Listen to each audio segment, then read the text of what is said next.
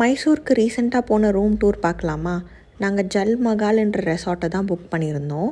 இங்கே புக் பண்ணியிருந்த room around 4K வந்துருந்துச்சு. ரூம் வந்து நல்லா ஸ்பேஷியஸாக இருந்துச்சு.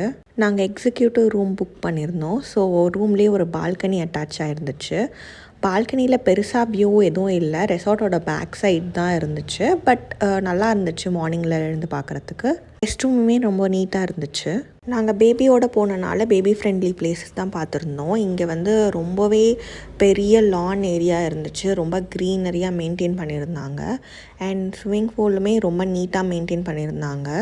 க்ளீனாக இருந்துச்சு எல்லா பிளேஸுமே. அண்ட் இங்கே ஒரு ஸ்மால் ப்ளே ஏரியாவும் இருந்துச்சு.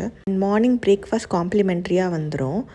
பேசிக்காக இருக்கக்கூடிய idli, vada and sambar chutney and north Indian டிஷ்ஷஸில் வந்துட்டு அந்த டால் கிச்சடி அண்ட் ஆலு பராத்தா இருந்துச்சு. டால் ஸ்வீட் வச்சுருந்தாங்க, அது ரொம்பவே நல்லா இருந்துச்சு. அண்ட் ஃப்ரூட்ஸ் அண்ட் பல்சஸ் எப்பயும் போல் இருந்துச்சு. அண்ட் கேக் வெரைட்டிஸ் இருந்துச்சு. அண்ட் லைவ் கவுண்டரில் நம்மளுக்கு வந்து ஆம்லேட்ஸ் எல்லாம் போட்டு கொடுத்துட்டு இருந்தாங்க. இந்த ரெசார்ட்டோட நைட் வியூ ரொம்பவே சூப்பராக இருந்துச்சு பார்க்குறதுக்கு. அவ்வளோ அழகாக அப்படியே அந்த க்ரீனரி கூட அந்த லைட்ஸ்லாம் போட்டு பார்க்கவே ரொம்ப நல்லா இருந்துச்சு. பேபியும் ரொம்ப என்ஜாய் பண்ணாங்க இதெல்லாம் பார்த்து.